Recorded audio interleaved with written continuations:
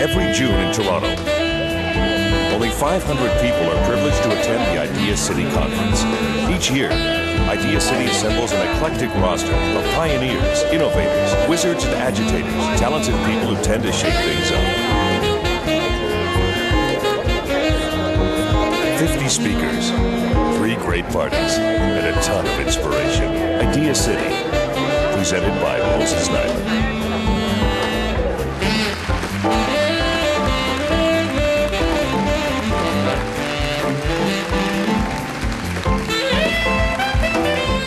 It is a very fulfilling thing when you are entitled to a reputation to fight to retrieve it. Yeah, I can't call it a noble cause, but it is a just cause.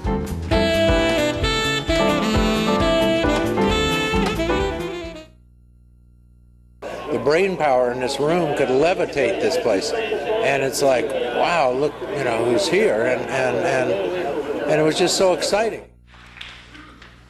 There comes a time in the lives of certain men and women when introductions are superfluous. The work is known, the accomplishments have been cataloged, personality has been much analyzed, dissected, debated, and in the case of such persons, all you really say is, ladies and gentlemen, Conrad Black.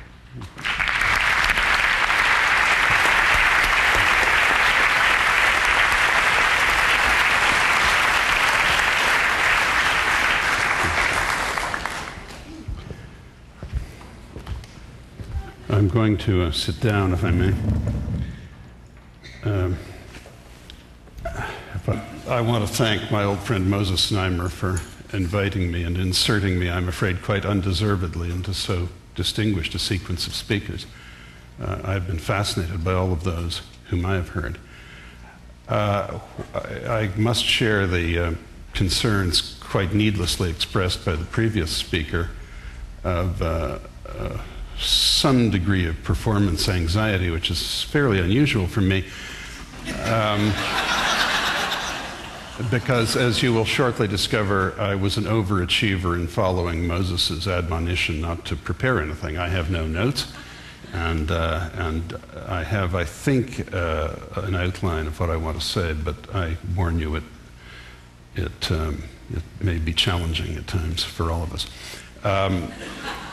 As most of you, or many of you anyway, would know, I've been undergoing what I might call a temporary involuntary career change. And I had a very, to me, very pleasing and fulfilling occupation and an interesting position that I had worked for more than 30 years to build up. And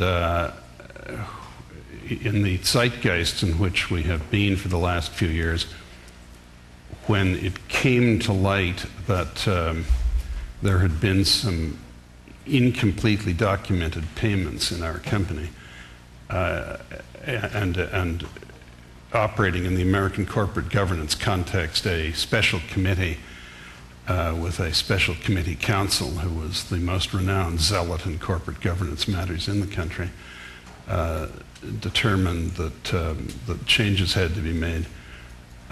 It became clear to me almost at once, after a few days, that the life that I had known and that I had worked 30 years or more to enjoy was in fact over. And perhaps not permanently over, but it was certainly in a state of extreme and complete suspension. I was under no illusions, starting nearly 3 years ago, that this was going to come exactly to where it is going to end, namely with the resolution of a bunch of very serious charges that are, in fact, to my certain knowledge, as they apply to me, absolutely without foundation. They are nonsense. Anyone who knows me knows the chances of my committing crimes are less than 0. And I would never dream of such a thing, and I believe that goes for my fellow defendants. But these things follow the course that they do, and it shortly was, as I said, obvious that it was inexorable. And it also became clear that such was the weight of the onslaught of the most powerful organization in the world, the United States government, acting initially through the Securities and Exchange Commission, but various other agencies became involved, including the Internal Revenue Service and ultimately the what is known as the Department of Justice.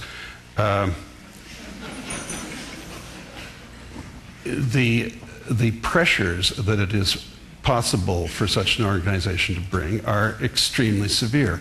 They are stigmatizing, they are isolating, and they affect your life in ways that casual observers wouldn't immediately imagine.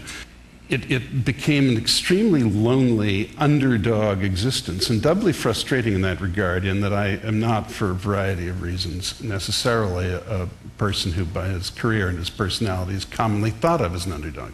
So I had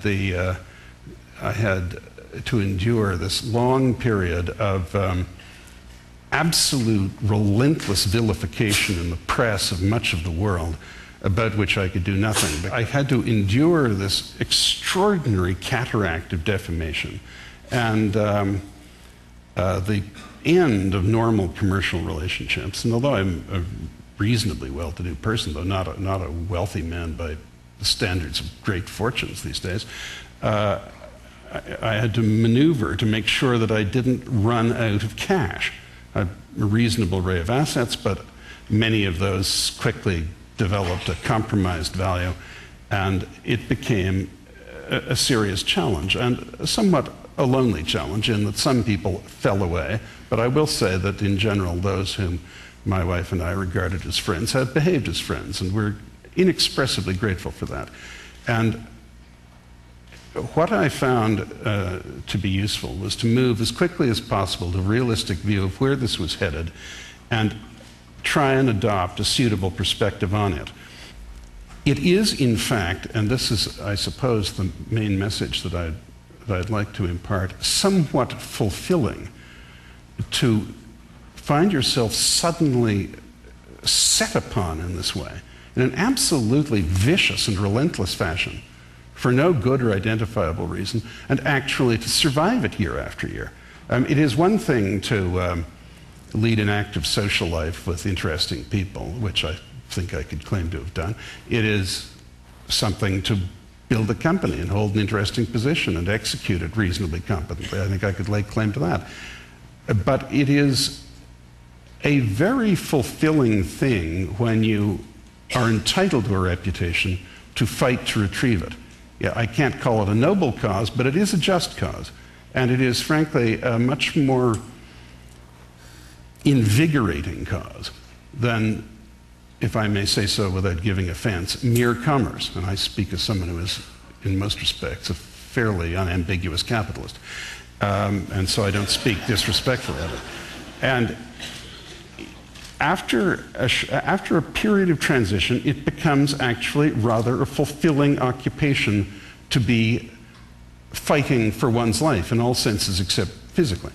And I suppose this is a variation on Dr. Johnson's comment about contemplation of the gallows gets your attention, but it is, in fact, something that makes adrenaline flow and is very motivating and very fulfilling. And when I consider that I'm being assaulted in the way I am by the United States government, and I have to say, by acolytes and rather reflexive followers of the expressed will of agents of that government in this country, a sort of regulatory lower court group who however much they may wave the maple leaf flag around on other occasions, plunge to their knees in reverence before the wishes of their American analogs with a piety that would put the pilgrims of Lourdes to shame.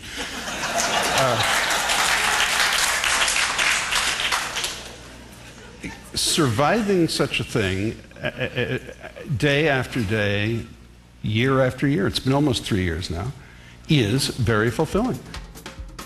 So I'm writing something right now about Mr. Nixon, who I thought Spider Robinson was a little hard on. He certainly had his shortcomings, but he has been rather misunderstood.